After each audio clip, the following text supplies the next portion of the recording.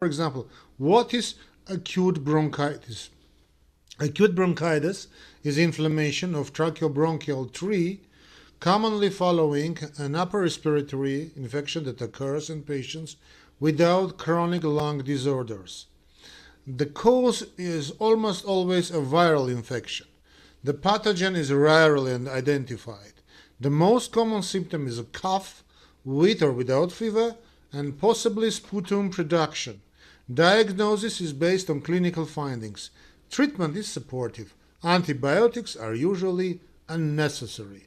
Prognosis is excellent.